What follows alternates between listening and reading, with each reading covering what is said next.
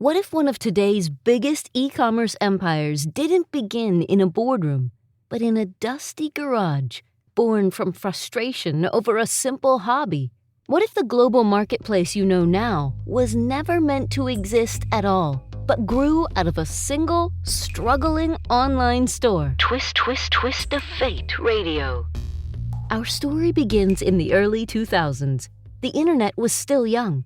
Amazon had barely moved beyond selling books, and most online stores were clunky at best.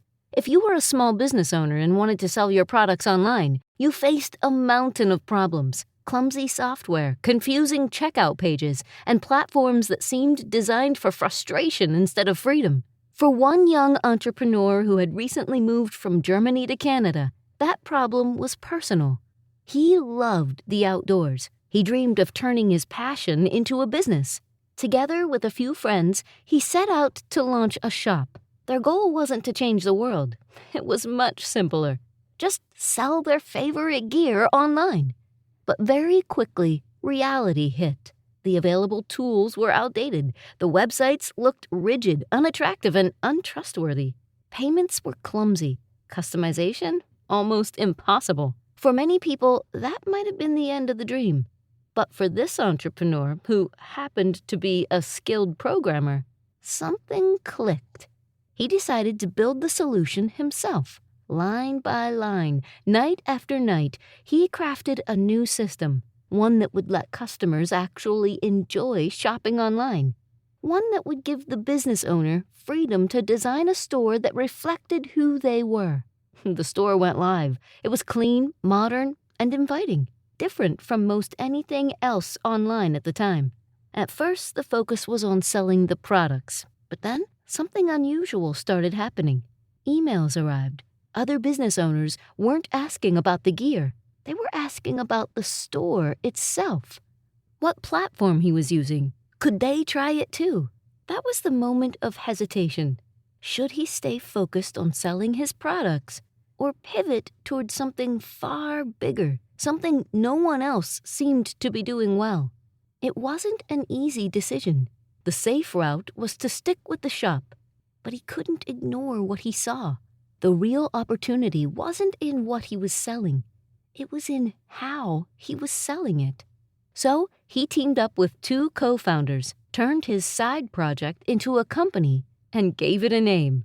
Have you guessed yet? The business was Shopify. The vision was clear. Shopify wouldn't be a single storefront. It would be the foundation on which thousands, eventually millions of entrepreneurs could build their own. At first, adoption was slow. Investors were skeptical. Big names like eBay and Amazon already dominated the scene. But little by little, Shopify grew. Each small business that found success on the platform became proof that it worked, and each success story attracted another. Timing was on their side. Social media was exploding. Smartphones were putting entire stores into people's pockets. Suddenly, everyone from hobbyists to global brands wanted to sell online, and Shopify was ready. Today, Shopify powers millions of businesses across 175 countries. It supports everything from tiny boutiques to household names. It's worth billions, and it's transformed how the world shops. And yet, here's the twist. None of it began with a vision to revolutionize e-commerce. It began with a tiny online snowboard shop. The business that was supposed to sell gear to fellow enthusiasts never took off. But the software, built out of frustration to power that shop, became one of the most important platforms of the internet age. The snowboards didn't create Shopify. The struggle to sell them did, proving that sometimes destiny hides in the problem, not the product. This has been Twist of Fate Radio. I'm Angela Clark. Until next time, remember, sometimes the smallest choices lead to the biggest consequences. Want to explore more stories like this?